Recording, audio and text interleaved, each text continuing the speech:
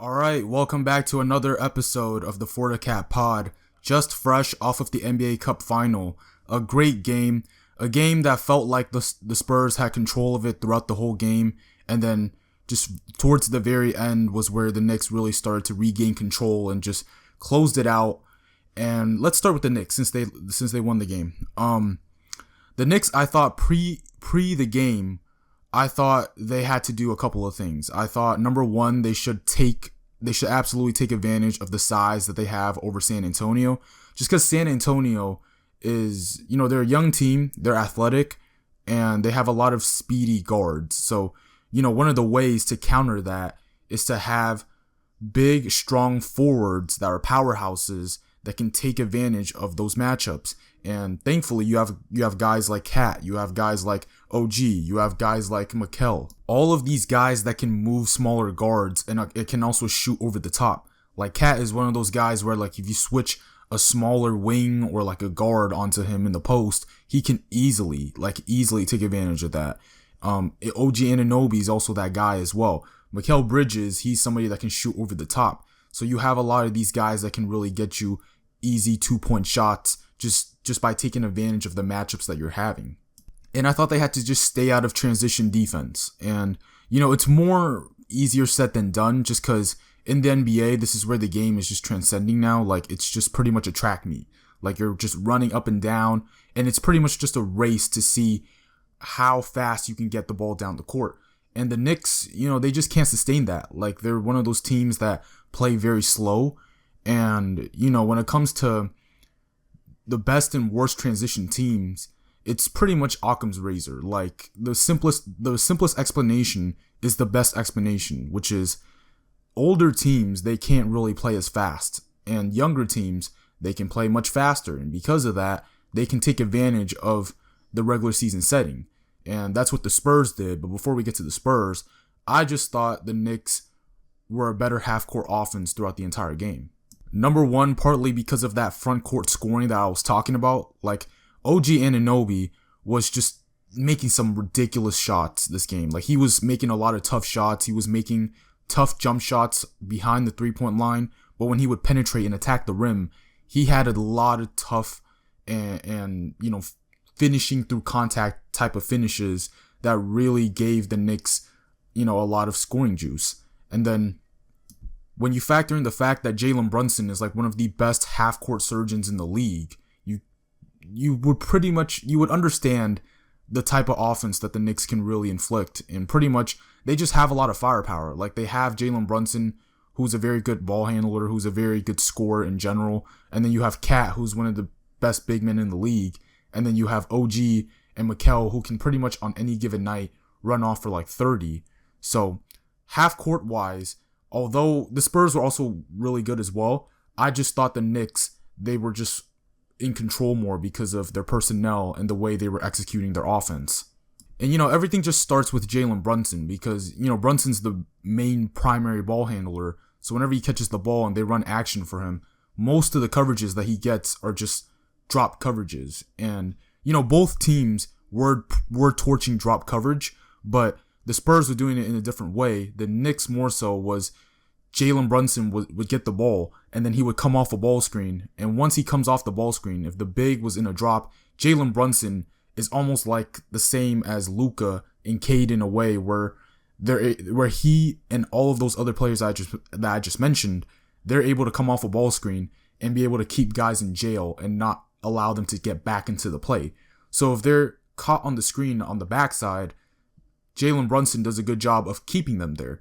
And that's one of the best things that Jalen Brunson does that nobody talks about is his ability to keep guys in jail and use tight driving angles to get defenders out of the play. Because if you watch Jalen Brunson, when he's penetrating and probing down the floor, he's always veering into the defender. Like when he gets a step and forces the defender to open up, most guys would think about going right to the rim, right? And when you go right to the rim, it's a race between you and the defender to see who can get in front of each other when going to the rim. However, Jalen Brunson almost veers into your path. He veers into your path and keeps you on his hip. So because of that, you can't really get back in front. And when you can't get back in front, he can just probe in that like short paint area where the drop defender, he doesn't really know whether or not he should take Jalen Brunson or if he should stay on the roller. So he's like indecisive. He's like backpedaling, not knowing what to do. And that's where Jalen Brunson can really do his work as a scorer, which is short paint scoring. He's very, very efficient at short paint scoring. And, you know, when he gets into that area, he usually can shoot short middies, short floaters. Sometimes he might get to a little left shoulder fadeaway. You know, he's a very physical and strong guard as well. And I guess that's where we can transition. So, you know, the Spurs, I thought they were inflicting a lot of physical defense on Jalen Brunson. So you saw Stephon Castle to start the game. He was like up in Jalen Brunson's jersey. Like he didn't give him any airspace. He was trying to be physical and relentless on the ball, like trying to like get around ball screens, not giving up a switch. And I thought he just set the tone by picking up Jalen Brunson early. And I thought he defended him and De'Aaron Fox defended Jalen Brunson as well as you could. I mean, Jalen Brunson, he's not your typical average point guard in the sense that like he's this speedy point guard that can like beat you off the first step.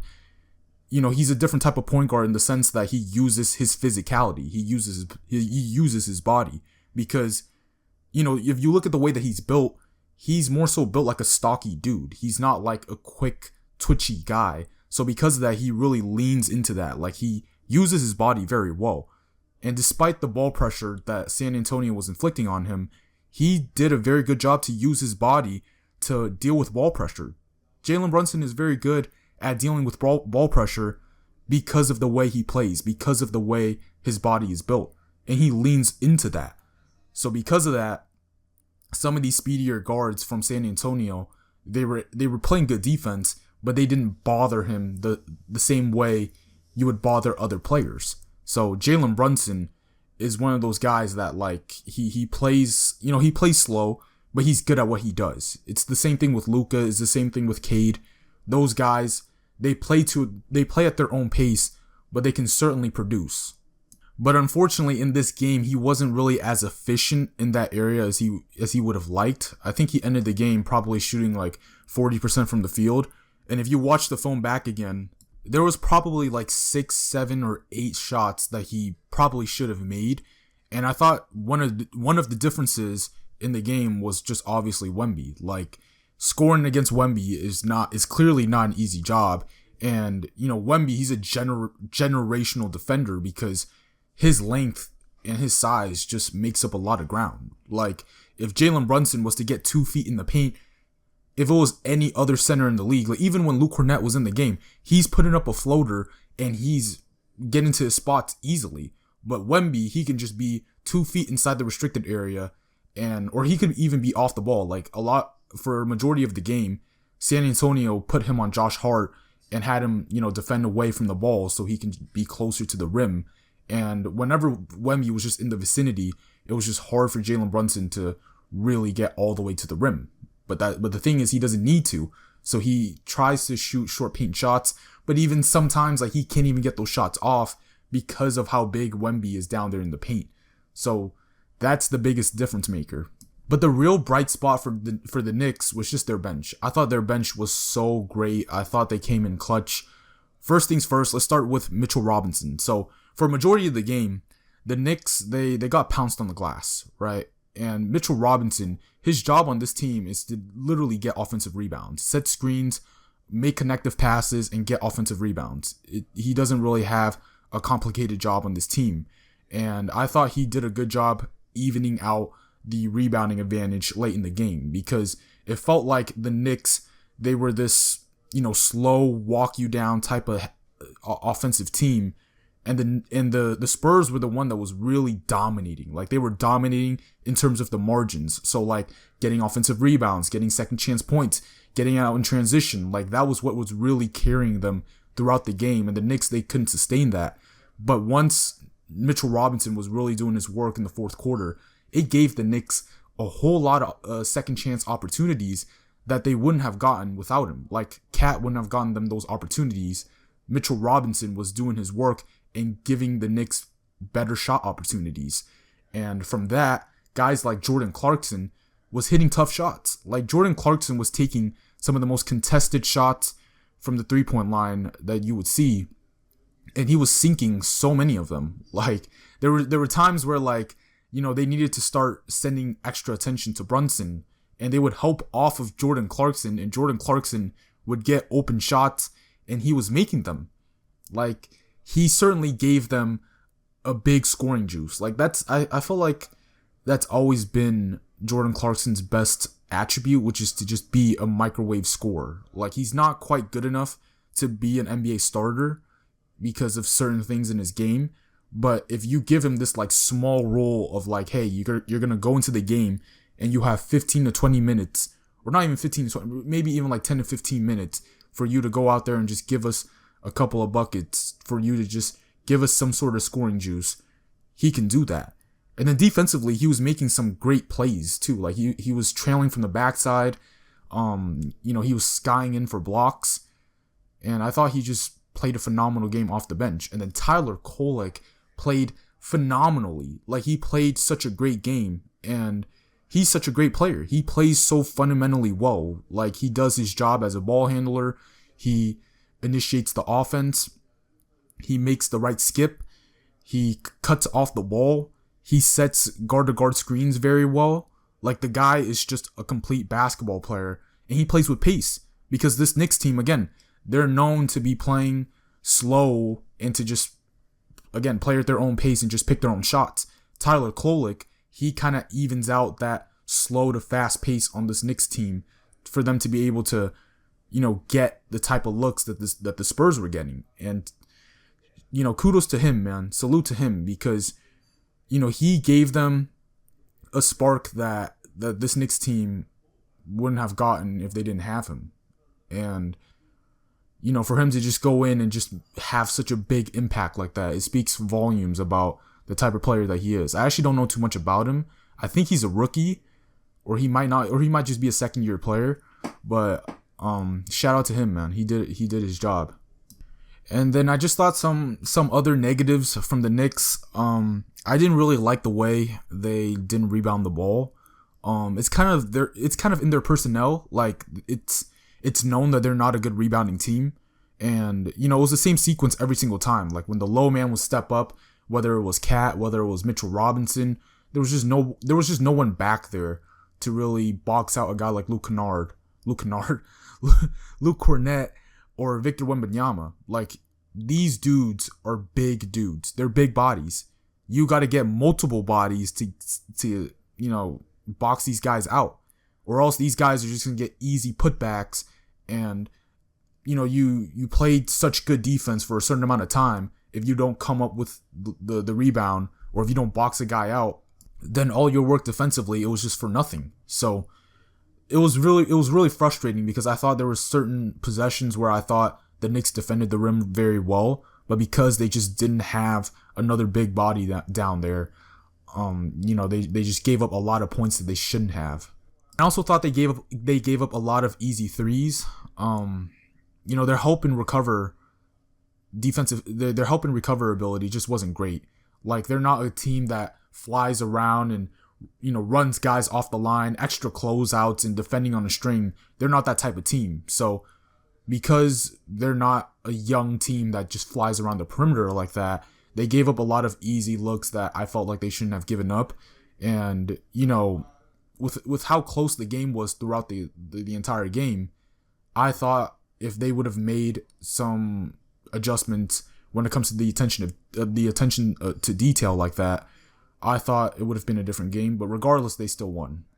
Overall, I just felt like the game was won for the Knicks in the fourth quarter. I thought the game was going in a way where the Knicks were doing their job in an area where they knew what to do, but because they were getting pounced in every other area of the game, you know, I felt like they could never really. It was like an uphill climb for them the entire game. But then once they were able to match the intensity and the pace of the game in the fourth quarter, that's where they really started to run away and close out the game. All right, so now let's switch over to the San Antonio Spurs. So I thought the San Antonio Spurs also did a very good job at taking advantage of drop coverage as well. And, you know, guys like De'Aaron Fox, and Stephon Castle, they were the main leading guys when it comes to attacking the New York Knicks' drop coverage. And, it was in a different way than Jalen Brunson did it, because Jalen Brunson, again, is not that first step quickness type of player. De'Aaron Fox and Stephon Castle, they're those type of players. So when they would come off the screen, they would attack quickly, and when they attack quickly, they're either putting the low man in a tough position to defend at the rim, or they're forcing another player in the backside to have to come over and tag. And when they come over and tag, that's where they skip the ball, and that's where they were getting those wide open looks. And if somebody was to run them off the line, now their defense is in rotation. And, I felt like they were making the right plays every single time. Both De'Aaron Fox and Stephon Castle. Like, I think Stephon Castle, he had like 11 assists the entire game, right? And that's impressive. Like, when I watched Stephon Castle play, he's almost a little bit of a lesser Ja. I'm not just saying that because, he kind of looks like Ja with his hair and all that, but I'm just saying, like, the way he plays the game, he's looking to get downhill, and he has great finishing at the rim. He can get off he can get off the ground very quick, and he also has good short paint scoring. He plays off of 2 feet. He plays fundamentally. It's similar to Ja in a way where they're just looking to get downhill quick. They're trying to get 2 feet quick and then forcing the defense to have to make decisions. And that's where they were getting, not only easy threes, but also like easy lobs as well. Like, you would get into the paint, and if the shot wasn't there and the roller was already getting to the rim, then that's an easy lob. And, that was something that the Knicks just couldn't deal with the entire game.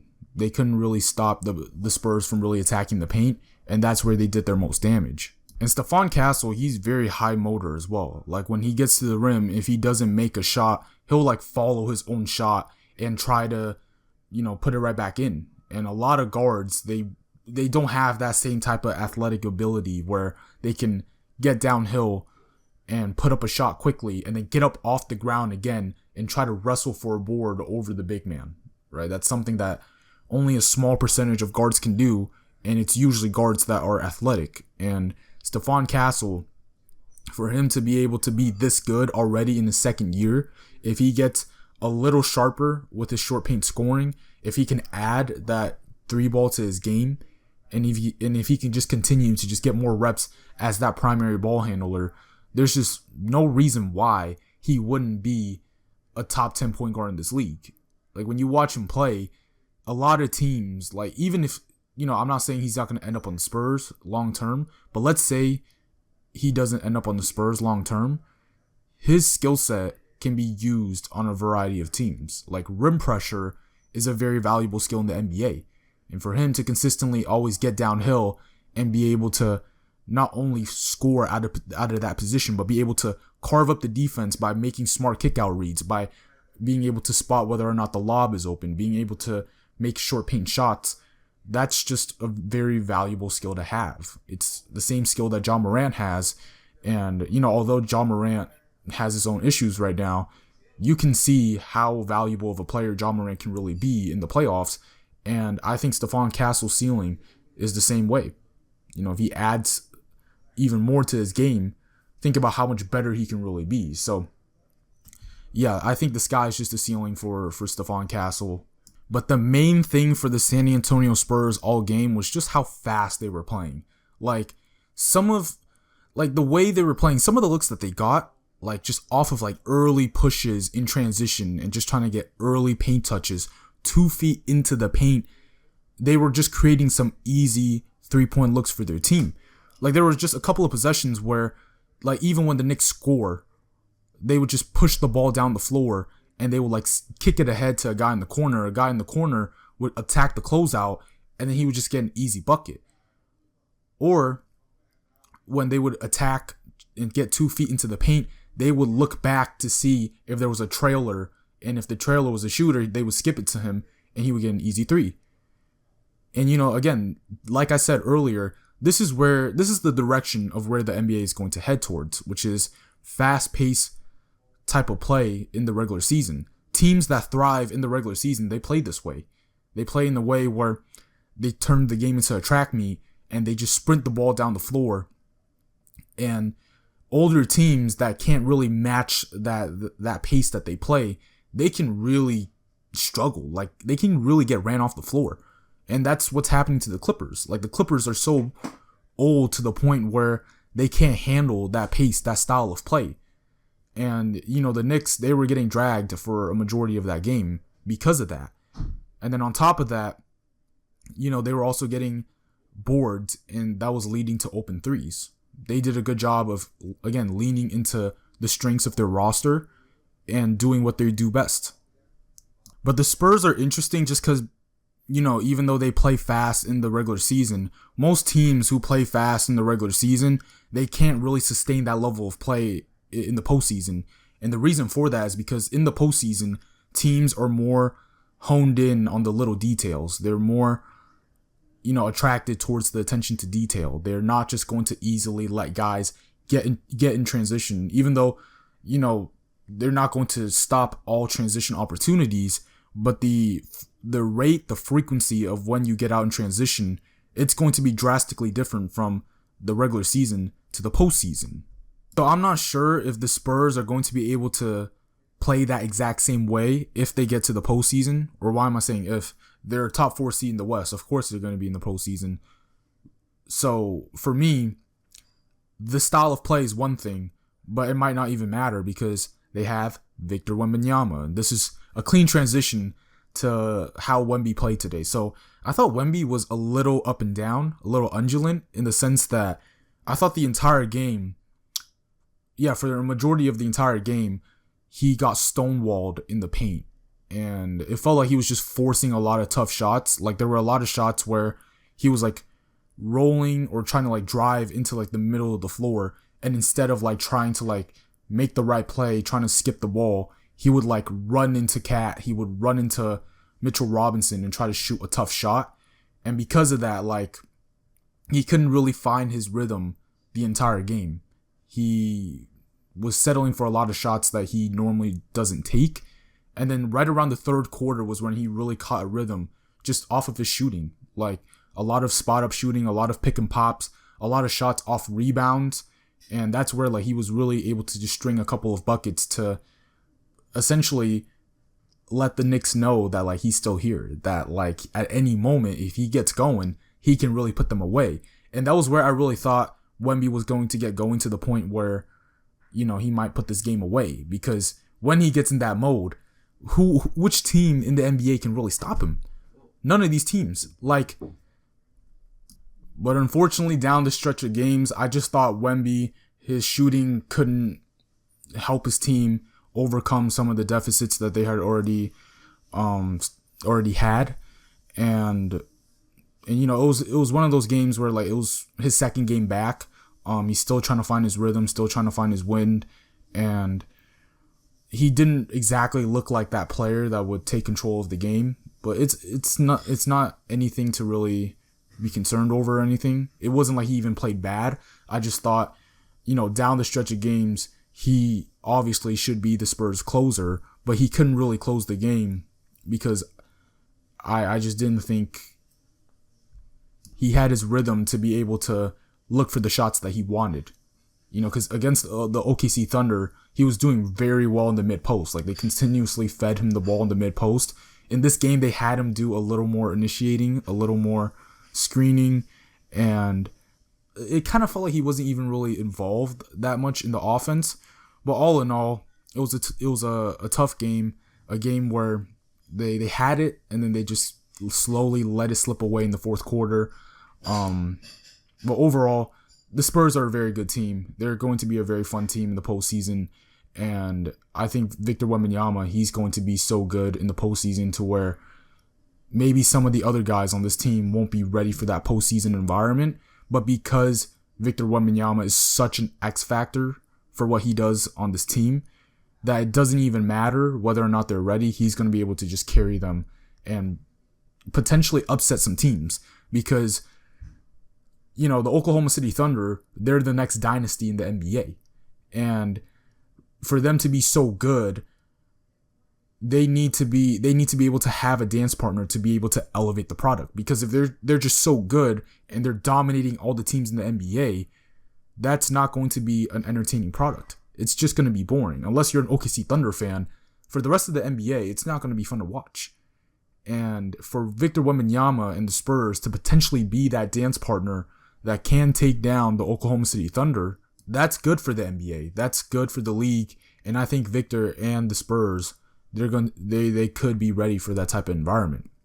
So that's it for this pod. Again, I thought it was a great game. I thought it was a very tough and physical game as well. I'll be back with more pods just like this one. Thank you for joining me, and have a good one.